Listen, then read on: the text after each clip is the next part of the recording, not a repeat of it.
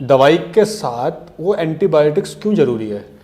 पहली बात तो ये बिल्कुल मिसकंसेप्शन है कि एंटीबायोटिक हमारी बॉडी के लिए ज़रूरी है। नॉट एट ऑल ज़रूरी है। ये एंटीबायोटिक खा लेते हैं तो हमें नोजिया हो सकता है क्योंकि अंदर बैलेंस ख़राब हो गया, हमें दस्त लग सकते हैं, हमें कॉन्स्टिपेशन हो सकता है, एंग्जाइटी हो सकती है, रेस्टलेसनेस हो सकती है, और यहाँ पे छाले वाले पड़ जाते हैं। हाँ, मुंह में छाले। एनीमिया वगैरह हो सकती है। लॉन्ग रन में एंटीबायोटिक का तो और पता नहीं क्या क्या इफेक्ट हो जाएगा, और जिसकी स्टडी अभी होनी बाकी है।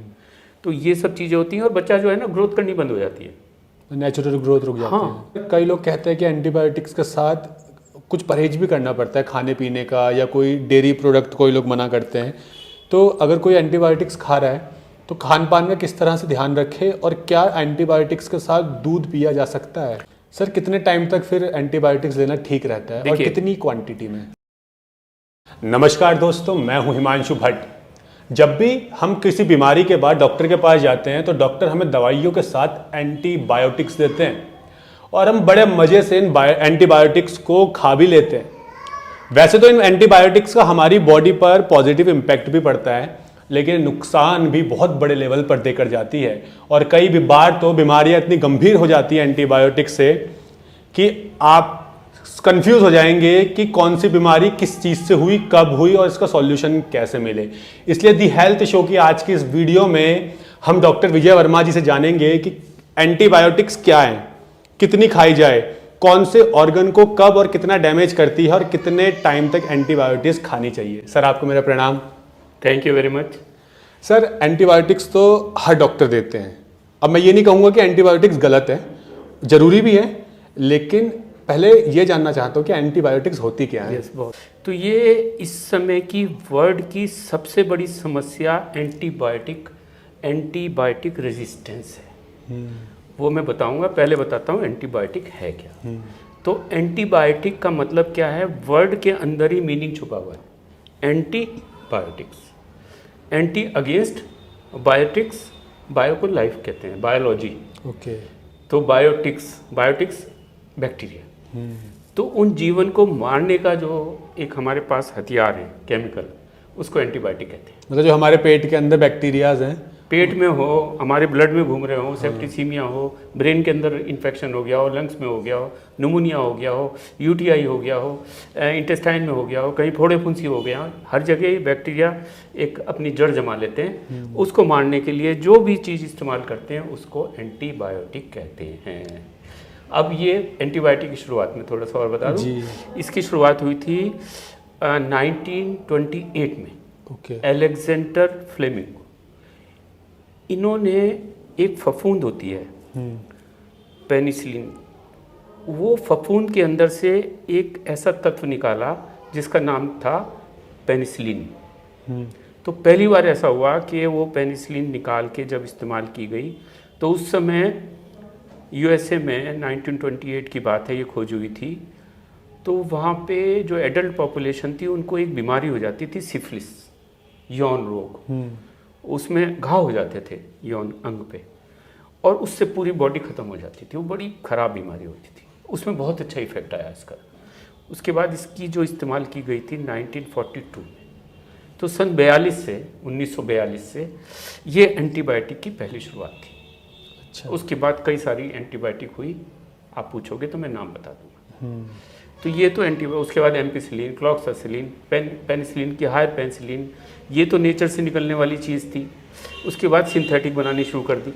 एक के बाद फिर इरेथ्रोमाइसिन और क्लोरमफेनिकॉल, और टाइफाइड के लिए सल्फाडाइजिन, और अब तो पेप्रिसिलिन, और नई एंटीबायोटिक इतनी आ गई, बहुत हायर रेंज की आ गई, लेकिन वो इफेक्ट बहुत ख़राब करती है। तो सर, हमारी बॉडी के लिए ज़रूरी क्यों है, जब भी कोई बीमारी होती है दवाई के साथ वो एंटीबायोटिक्स क्यों ज़रूरी है? पहली बात तो ये बिल्कुल मिसकंसेप्शन है कि एंटीबायोटिक हमारी बॉडी के लिए ज़रूरी है। नॉट एट ऑल ज़रूरी है।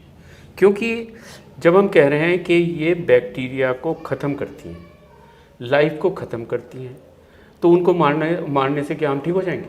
नहीं। तो हमें ये पता होना चाहिए कि ये जो बैक्टीरियाज हैं ये कहाँ होते हैं, हमारी बॉडी बनी कैसे है। अब मैं थोड़ा सा टाइम लूँगा कि बॉडी हमारी, ये ह्यूमन बॉडी जो हमें दिखाई दे रही है, इसके अंदर अगर हम देखें तो करीब 10 ट्रिलियन सेल्स हैं, 10.3 के आसपास। जी। वो डिपेंड करता, बच्चा है तो कम होगी, बड़ा होगा। अब इस 10.3 ट्रिलियन सेल्स के अंदर जो बैक्टीरिया हैं, मालूम है कितने होते हैं? नहीं। 100 to 200 ट्रिलियंस। अच्छा। एक अगर बैक्टीरिया है, एक अगर ह्यूमन सेल है, उसके पीछे 10 बैक्टीरिया हैं। हमारे ये जो देख रहे हैं बाल, इसके अंदर स्किन, यहाँ पर, यहाँ पर, यहाँ पर, यहाँ पर, मुंह में, इंटेस्टाइन में, इवन लंग्स में, पूरी स्किन पे, यूटी में बैक्टीरिया भरे पड़े हैं। मतलब मैं एक आदमी हूँ, लेकिन बैक्टीरिया मेरे आसपास 10 हैं। हाँ। 10 टाइम्स। अगर हमारे इंटेस्टाइन की बैक्टीरिया का वेट लेके तो कम से कम 1 किलो वेट होगा, 1 से 2 किलो। अच्छा। तो पूरा का पूरा ये सिस्टम, हम लाइफ के पूल में जी रहे हैं। हम अपने आप के, अपने शरीर को समझते हैं, ऐसा नहीं है। और वो 10 बैक्टीरिया मेरे एक सेल को जिंदा रखे हुए हैं। वो मेरे लिए एक लाइफ है। ये सरफेस पे देखोगे बहुत बैक्टीरिया मिल जाएंगे, यहाँ बैक्टीरिया मिल जाएंगे, यहाँ पे हवा में बैक्टीरिया मिल जाएंगे, पानी के अंदर मिल जाएंगे, ज़मीन के अंदर मिल जाएंगे। कहाँ नहीं है बैक्टीरिया? यहाँ पे कृष्ण भगवान आ जाते हैं कि मैं हर जगह हूँ, हाँ, सब भूतों में हूँ। वो भूत कौन है? हमें दिखाई दे रहे हैं कि ये भूत है, ये गाय है, भैंस है, भला है, ये है, जीवन है। लेकिन ये जो सूक्ष्म जीवन है, ये जो जीवाणु हैं, ये हमारे लिए क्या, पूरी प्रकृति, पूरी पृथ्वी के लिए बहुत महत्वपूर्ण है। इनके अंदर ये खाते हैं, इनके अंदर मेटाबॉलिज्म होता है, ये ऑक्सीजन लेते हैं, कार्बन डाइऑक्साइड निकालते हैं, कुछ किस तरह के इनके अंदर जीवन चलता है। तो इनका क्या कसूर है कि इनको मारा जा जाए? तो हम कैसे कहते हैं कि ये एंटीबायोटिक बहुत अच्छी है? हाँ, अब कहीं कहीं हमको एंटीबायोटिक की ज़रूरत पड़ती है। कहाँ वो पड़ती है सर? हाँ, जब इमरजेंसी सिचुएशंस में, जैसे किसी को निमोनिया हो गया, लोबर निमोनिया हो गया, सांस लेने में दिक्कत हो गई, अब या मेनिंजाइटिस हो गई, या कोई फोड़ा फुंसी भरता जा रहा है, ये भी तब होती है जब हमारी अंदर की इम्यूनिटी कम हो। लेकिन इम्यूनिटी अगर कम हो गई तो हमको उसको इम्यूनिटी को बढ़ाने का ट्रीटमेंट करना चाहिए, ना कि इनको मारने का ट्रीटमेंट करना चाहिए। उसमें हम कैसे कर सकते हैं कि भाई 1 दिन 2 दिन आप रुक जाओ, जल्दीबाजी मत करो, डॉक्टर को ज़रूर दिखा लो। अपने आप एंटीबायोटिक खरीद के केमिस्ट से खुद दवाई मत खाओ। ये एक बहुत इम्पॉर्टेंट बात है। उसके बाद अब जो इस्तेमाल हो रहा है पूरे वर्ल्ड के अंदर, आपने देखा कोरोना के अंदर इरिथ्रोमाइसिन खूब खाई गई, डॉक्सीसाइक्लिन, और दुनिया भर की एंटीबायोटिक दी गई। इस एंटीबायोटिक में क्या मिला? क्या कोरोना ठीक हो गया था? नहीं। सिवाय वेस्ट हुआ है। पूरे ग्लोबल पे इतनी भरमार हो गई है और वो एंटीबायोटिक के रेजिस्टेंट हो गई। आज वर्ल्ड हेल्थ ऑर्गेनाइजेशन ने एक वार्निंग जारी कर दी है कि आने वाले समय में जो एंटीबैक्टीरियल रेजिस्टेंस इतना ज़्यादा हो जाएगा, AMR कहते हैं उसको, कि एक छोटी सी फुंसी से भी आदमी मर जाएगा। क्योंकि हमारे पास अब बैक्टीरिया बचे ही नहीं, ये एंटीबायोटिक बची नहीं कि जो उसको मार ले। वो ऐसा क्यों हुआ कि जब इतनी ज़्यादा एंटीबायोटिक खाते हैं, आप किसी को मारने की कोशिश करते हो, तो प्रकृति ने उसको भी तो बचाने का एक वो सिस्टम दिया हुआ है जी। उसके अंदर भी एक म्यूटेशन हो जाता है, उसके अंदर रेजिस्टेंस पावर डेवलप हो जाती है। आप किसी को अगर ज़्यादा मारोगे तो उसके अंदर एक पावर है। इसका एग्जाम्पल बताऊँ क्या, बहुत बड़ा जी।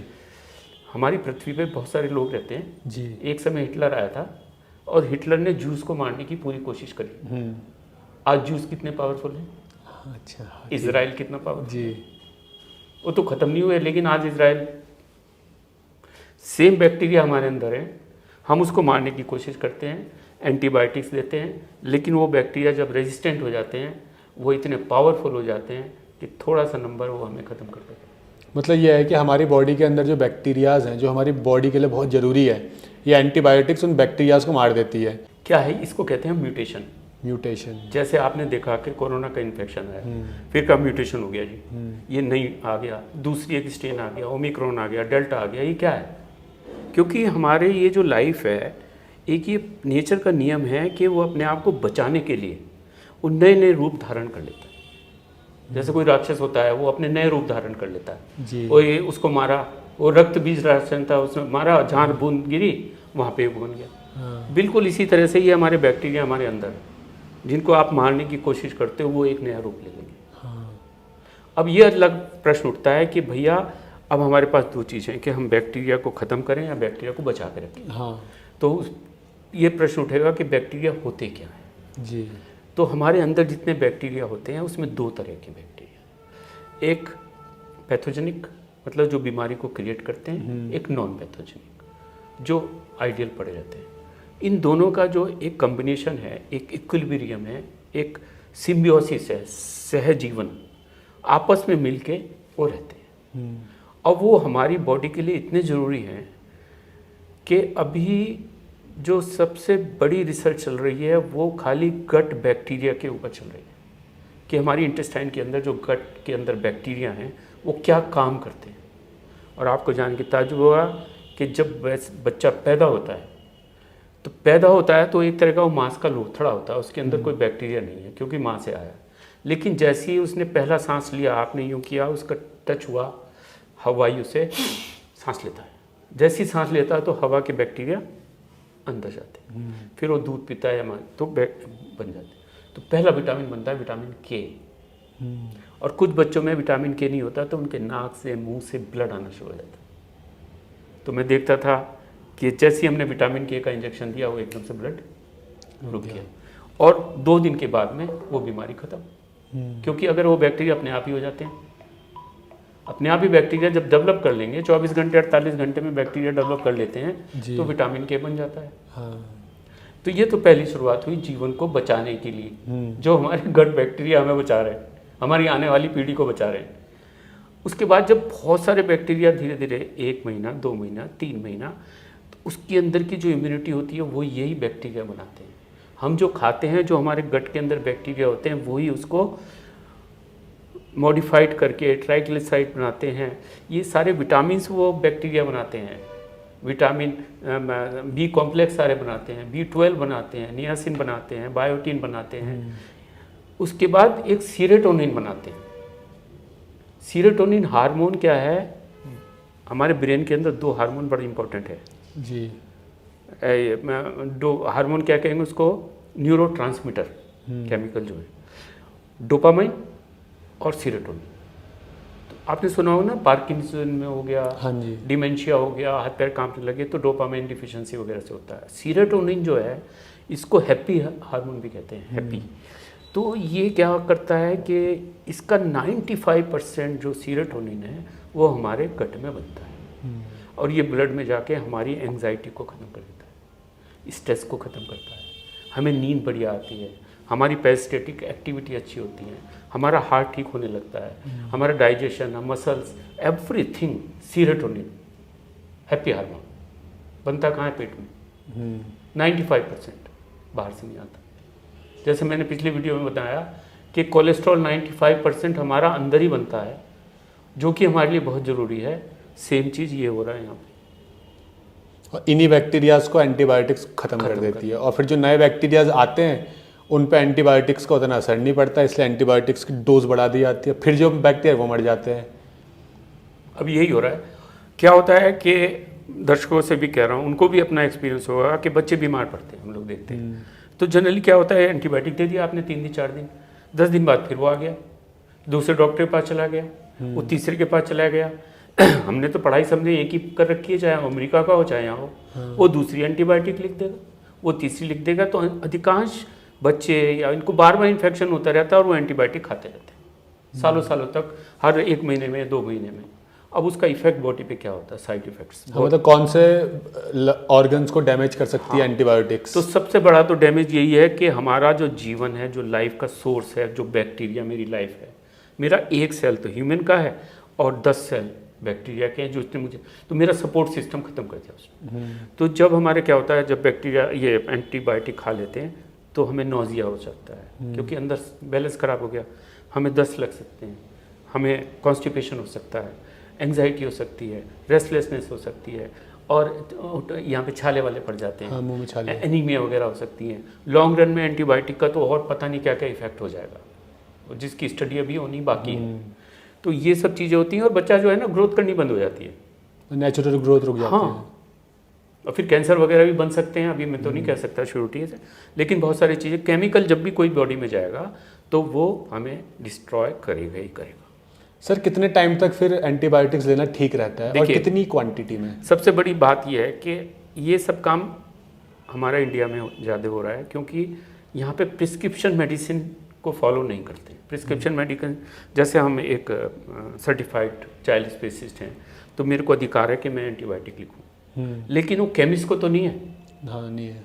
तो अधिकांश क्या होता है, वो जाके कहेंगे कि इसको पेट में दस्त लग रहे हैं, वो केमिस्ट ने उठा के दे देता। तो रिस्ट्रिक्शन नहीं है। तो ओवर द काउंटर मेडिसिन नहीं लेनी चाहिए।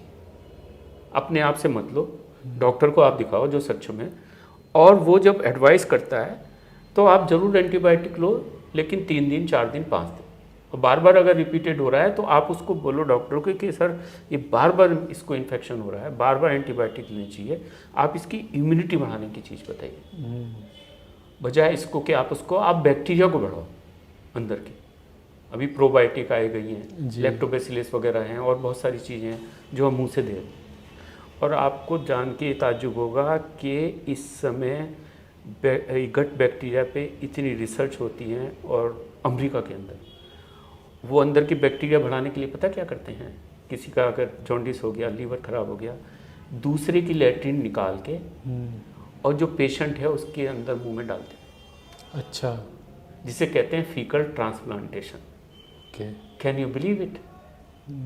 अगर कोई मेरे से कहे कि तेरा लीवर खराब है, नाक में नली डाल के मैं दूसरे एक हेल्दी आदमी की लैट्रिन को घोल बना के इसमें डाल दूंगा और तुम ठीक हो जाओगे, मैं तैयार हो जाऊंगा? बिल्कुल नहीं। लेकिन वहाँ पे लोग कर रहे हैं। अच्छा।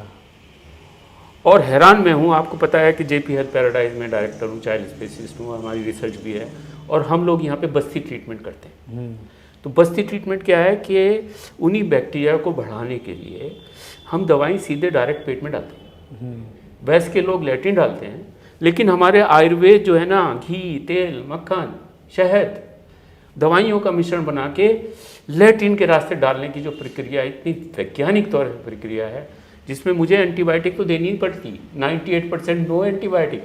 मतलब आप एंटीबायोटिक्स 98% नहीं देते? बिल्कुल नहीं, सिर्फ एक उसमें ट्यूबरकुलोसिस में एंटीबायोटिक देता हूँ, और कोई एंटीबायोटिक सब बंद, जबकि पीडियाट्रिक्स में सबसे ज़्यादा एंटीबायोटिक यूज़ करते हैं। हाँ। और वो क्या इलाज है? ये रहा, ओके। लैट्रिन के रास्ते पेट में डालना है, ये रही। और दवाइयाँ एक नहीं है, सैकड़ों तरह की हैं, किसको क्या देना है, इसको हम कैसे करते हैं, किसको क्या प्रॉब्लम है उसके हिसाब से। अब कोई भी दवाई हम ऐसे तो नहीं इस्तेमाल कर सकते। नहीं। ये मिनिस्ट्री ऑफ आयुष का जो एक पैरामीटर होता है, उसका हम एनालिसिस कराते हैं। ओके। जैसे हमें ये मेडिसिन इस्तेमाल करनी है, तो मेरे पास ये सर्टिफाइड मेडिसिन है कि दिस इज़ आयुष मेडिसिन, तो इसकी हम पूरी की पूरी हमारी एनालिसिस होगी। हाँ। कि इसमें कोई ख़राब चीज़ तो नहीं है, हम इसको डाल देंगे। हम सिखा भी देते हैं कैसे करना चाहिए, कैसे करना चाहिए, और बहुत आसान है, ज़रा सा इतना डाला, गुलगुली सी होगी बस। हाँ। लैट्रिन के रास्ते में। और सबसे बड़ी मज़ेदार बात यह है कि जहाँ पर जो रेक्टम है हमारा, जब सबसे ज़्यादा गंदगी बड़ी रहती है लैट्रिन, वहाँ पे हम घी, तेल, मक्खन डाल रहे हैं तो क्या नुकसान है? कोई भी नुकसान नहीं तो है। जैसे ही ये जाएगी वहाँ पे अंदर, वहाँ की बैक्टीरिया ग्रो हो जाएंगे, माइंड से लेके नीचे तक की बहुत सारी बीमारियाँ ठीक हो जाती, फीवर ऐसे गायब होते हैं। नेक्स्ट आप बनाएंगे फीवर पे बनाएंगे। जी हाँ, नेक्स्ट वीडियो फीवर पे बनाएंगे। सर अगर फिर भी एंटीबायोटिक्स बहुत लिखी जाती है आजकल, अगर फिर भी कोई इंसान अगर एंटीबायोटिक्स ले रहा है तो उसे एंटीबायोटिक्स लेते हुए किन बातों का ध्यान रखना चाहिए खास करके, और कितने दिन तक वो खा सकता है? देखो, ध्यान तो क्या रखेगा, एंटीबायोटिक खा ली उसने, उसको थोड़ा सा आराम लग गया, बैक्टीरिया मर गए थोड़े से। हाँ। और तो जो कोर्स है 4 दिन 5 दिन तो ले ले। हाँ। बीच में नहीं छोड़े कि एक गोली खा ली और फिर छोड़ दी, नहीं। आप 5 डेज कोर्स लो, जैसे डॉक्टर बताता है लो, ज़्यादा मत लो उसको। और ज़्यादा अगर होता है तो आप कंसल्ट करो, दूसरे से कंसल्ट करो, तीसरे से करो, उससे पूछो कि इस बार बार क्यों हो रही है। अब इसके लिए कल्चर सेंसिटिविटी कराते हैं। वो क्या होता है? कल्चर सेंसिटिविटी ऐसे होता है जैसे किसी को यूटीआई हो जाता है, यूरिनरी ट्रैक इन्फेक्शन, महिलाओं में बहुत ज़्यादा होता है। तो उसकी यूरिन का निकाल के उसको कल्चर के अंदर उसको डालते हैं, और साथ में एक एंटीबायोटिक भी रखते हैं। तो जिस एंटीबायोटिक के से वो मार देता है कीटाणु को, उसको कहते हैं हाँ भाई ये सेंसिटिव है, ये दवाई काम करेगी। ओके। तो उस दवाई को चूज़ करके फिर वो दवाई देते हैं। किसी को फोड़ा फुंसी भी हो जाए या भी हो गए तो उसके यहाँ से निकाला, उसको अलग से ग्रो करा लिया, साथ में एंटीबायोटिक रख दी उसमें, उससे देखा इससे मर गए, कई सारी रख दी एंटीबायोटिक, एम्पिसिलिन, कॉकरेलिन, ये सब, और जिससे देखा कि ज़्यादा मर गए उसको इस्तेमाल करा। तो वो कल्चर सेंसिटिव, लेकिन उसके बजाय डॉक्टर तो जनरली अब इतनी ओपीडी वगैरह में होता है तो उठाया लिख दिया डायरेक्ट, तो डायरेक्ट लिख दिया। और ओवर प्रिस्क्रिप्शन भी बहुत है। हाँ, तो मैं तो ये भी कहूँगा कि ज़्यादा नहीं लिखनी चाहिए। हाँ, एक मैं ज़रूर आपसे ये करूँगा कि कोई भी बीमारी होती है तो बीमारी के लिए हमारे अंदर इम्यूनिटी है, हमारे अंदर एक जीवन की रक्षा प्रणाली है। आप कम से कम 2 दिन इंतजार करें, 2 या 3 दिन आप इंतजार करो। बुखार हो रहा है, थोड़ा होने दो, अगली बार फीवर भी होना ही। फीवर इज़ वेरी गुड, क्योंकि वो भी बैक्टीरिया को मार देगा। हाँ, वो गर्म होगा, बैक्टीरिया मार देगा। तो उसके बाद 3 दिन में इम्यूनिटी बढ़ती है हमारी बॉडी की, हमारी बॉडी के खुद के सेल उसको मारना शुरू कर देते हैं। 3 दिन के बाद अगर आपको ज़रूरत पड़ती है तो आप एंटीबायोटिक लें। सर कई लोग कहते हैं कि एंटीबायोटिक्स के साथ कुछ परहेज भी करना पड़ता है खाने पीने का, या कोई डेयरी प्रोडक्ट कोई लोग मना करते हैं। तो अगर कोई एंटीबायोटिक्स खा रहा है तो खान पान का किस तरह से ध्यान रखे, और क्या एंटीबायोटिक्स के साथ दूध पिया जा सकता है? देखिए, पहले क्या होता था, मुझे तो कितने सीनियर हो चुका हूँ, तो हम लोग जब पढ़ते थे तो जिस समय जैसे बीमारी हुई तो खाना बंद कर देते थे टोटल, बस बार्ले वाटर दे दिया, जौ का पानी। तो बुखार उखार आया तो उसी से, अब भी देखा भी आपने, फास्टिंग से इम्प्रूवमेंट आता है। तो एक तो खाना कम से कम खाएं, शुगर बिल्कुल ना लें, मीठा, और दूध लेना है तो उसके अंदर हल्दी वगैरह उबाल दो। बाकी आयुर्वेद में जैसे गिलोय है, नीम है, इस तरह की जो चीज़ें हैं, कटु, ये हमारे को फीवर को डाउन करती हैं। हाँ, ये फीवर के लिए अच्छी है। काढ़े भी बढ़ते रहते जैसे हैं, नारियल पानी। नारियल पानी थोड़ा मधुर हो गया, लेकिन जो काढ़े हैं, जो तिक्त हैं, जो कटु हैं, हाँ, वो बुखार को कम करती है। तो सिस्टम बहुत अच्छा है हमारे आयुर्वेद में। उसके साथ जरूरत पड़े तो आयुर्वेद ये लो, एलोपैथी भी लो, और जैसे किसी को निमोनिया हो गया, सांस लेने में दिक्कत है, तो हम इंट्रावेनस भी देते हैं एंटीबायोटिक। मेनिंजाइटिस हो गई, अगर ब्रेन के अंदर पहुंच गया, इंट्रावेनस देते हैं। सेप्टिसीमिया हो गया, लाइफ सेविंग है, तो लाइफ सेविंग मेडिसिन है। अब ये दुधारी तलवार है, हाँ, तो ये उसी के द्वारा चलवानी चाहिए जो एक्सपर्ट हो। और ज़्यादा टाइम तक भी ना खाएं, अगर जितना भी खा रहे हैं तो डॉक्टर की सलाह से ही खाएं, अपने आप डॉक्टर ना बने। धन्यवाद। लेकिन इसके साथ में सब ये समझें कि आप बढ़िया काम कर रहे हैं जी, बहुत अच्छा मेडिकल चैनल आपका, ये हेल्थ का चैनल बन रहा है, तो इससे नॉलेज लें। आप नॉलेज लेके खुद भी एक्सप्लोर करें, जो हम लोग कह रहे हैं उस पर क्वेश्चन मार्क भी करें कि ऐसा कैसे, हाँ, ये ऐसा कैसे है। क्योंकि अगर आपको नॉलेज चाहिए तो आप जब तक क्वेश्चन नहीं करोगे, आप मुझे प्रूव करो कि यार तुम गलत क्या, तो आपकी नॉलेज बढ़ेगी। हाँ, ये बात तो है, मेरी भी बढ़ेगी जी। तो इसलिए मैं आपसे कहना चाह रहा हूँ आपके माध्यम से कि सभी लोग अंधाधुंध दवाई ना खाएं। शरीर आपका है, जिम्मेदारी आपकी है। हेल्थ को अपने हाथ में लो, किसी दूसरे के हाथ में मत दो। जी, दूसरे के हाथ में देने का मतलब है उसके गुलाम होना। गुलाम। तो गुलामी से मुक्ति पाओ, आज़ाद हो जाओ, और दिमाग का इस्तेमाल करो। धन्यवाद सर आपका कि हाँ, आपने हमें एंटीबायोटिक्स के बारे में इतनी इंपॉर्टेंट इन्फॉर्मेशन दी। तो उम्मीद करते हैं आपने काफ़ी कुछ जाना होगा, और जैसा सर ने कहा है कि देश तो आज़ाद हो गया और हमें दिमाग से भी आज़ाद होना है, और अपनी हेल्थ को भी अपनी चॉइस के अकॉर्डिंग स्वस्थ रखना है, और जिसने जो कह दिया हमें वो नहीं मानना है। तो इसलिए हम भी जो कह रहे हैं, आप अपने हिसाब से सर्च करके औरों से भी कंसल्ट करके जान सकते हैं कि हम भाई कितना सच कह रहे हैं, कितना गलत कह रहे हैं। लेकिन इस वीडियो से भी आपने काफ़ी कुछ जाना होगा एंटीबायोटिक्स के बारे में, जो आपको आपकी हेल्थ को इंप्रूव करने में मदद करेगा। जो भी आपके क्वेश्चंस है, जैसे सर ने कहा था कि क्वेश्चन मार्क लगाओ, तो जो भी आपके क्वेश्चन है आप कमेंट सेक्शन में पूछ सकते हैं। हम कोशिश करेंगे अलग अलग वीडियोस के माध्यम से आपको आंसर देने की, ताकि आप इलनेस से वेलनेस की तरफ बढ़ सके। धन्यवाद।